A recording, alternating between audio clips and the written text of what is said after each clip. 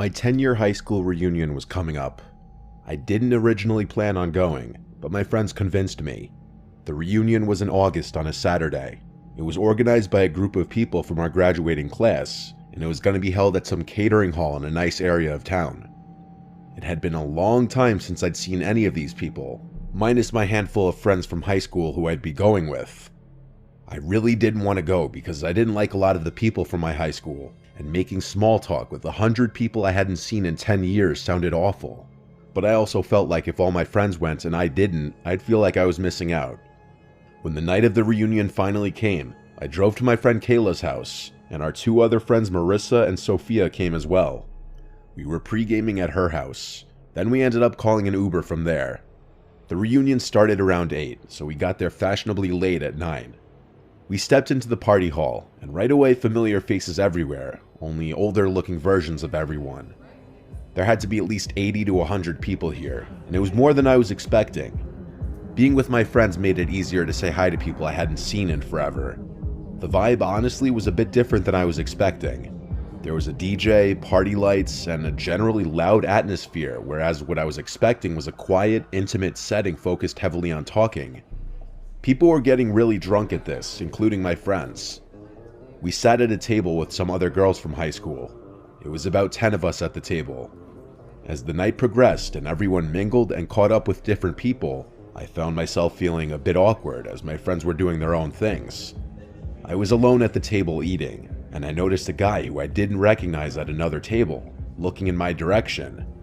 When we locked eyes, I looked away, but I wondered who he was. I glanced back for just a second and noticed he was still looking at me. Next thing I knew, he was coming over to sit next to me. He told me his name was Connor, and he started hitting on me immediately, saying he saw me across the room and couldn't help but come over and say hi. He was honestly decent looking, and I felt awkward sitting alone anyway, so I really didn't mind him sitting there. I said, "I don't recognize you. Did you go to our school?" He said, "Yeah, everyone's been saying that. I transferred to your guys' school our senior year. I didn't meet a lot of you." I basically said, "Oh, that's interesting. Who do you actually know here?" He replied that he's just friends with a couple guys who are also here. I asked their names, and he gave first names only. I guessed the last names, and he said yes to both as he laughed. We talked for a while until he asked for my number so that he could go back to his friends. I gave it to him and walked away. Overall impression was that he seemed normal and I enjoyed talking to him. Now I was left alone again, so after finishing my food and drink, I went to find my friends. They were all separated, talking with different people, some people who I wasn't the biggest fan of. I went over to Kayla, who was mid-conversation with a few people, and I joined the conversation. My friends were all wasted. I was definitely drunk, but not on their level. I kind of wanted to just go home. It almost felt like a saving grace when Connor texted me asking me if I needed a ride home since he's leaving. I texted him back, "Yes, please." He told me to meet him in the lobby of the building. So I looked around and then decided to just do an Irish exit. Too many people to say goodbye to. I saw Connor in the lobby by the front door. We walked to his car. It was a black two-door coupe. I honestly don't know what it was. I'm not a car person. He asked me to put my address into his phone. I thanked him for doing this as we started to drive. He pulled a couple water bottles from the back seat and handed me one, and he suggested I drink a lot of water to avoid a hangover tomorrow. So I started to sip some water. Suddenly my phone started blowing up. Kayla was calling me, and Marissa and Sophia were also texting me in our group chat. I didn't pick up the call, but I read their texts. They were asking where I went, and I told them I got a ride home. They kept pressing me, asking with who, and Kayla said check the Facebook group that organized the reunion. Then Marissa sent a screenshot of a post made by a girl in the Facebook group, warning everyone of a random guy who wasn't from our school going around talking to girls introducing himself as a different name to everyone. Kayla tried calling me. I pressed decline and texted her I'm with this guy named Connor. She replied in all caps that someone said that she saw me leave with that guy. I wanted to actually vomit now. I looked at the guy, and then I evaluated the situation. I had to run when I had the chance.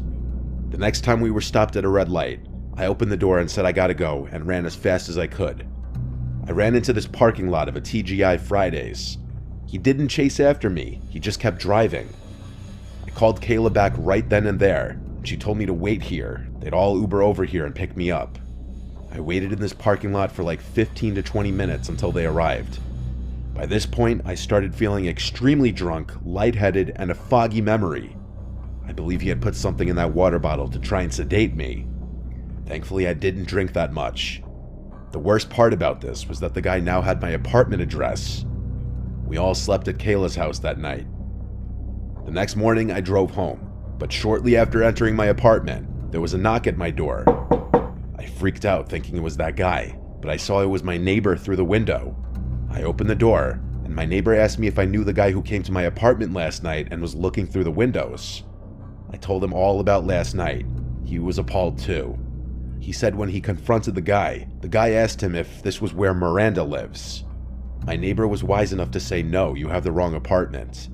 My neighbor doing this just may have saved me from that guy ever coming back. When my lease was up, I moved to a different apartment in the same community, just to be safe. I'm super grateful my friends all tried to warn me in time before it was too late.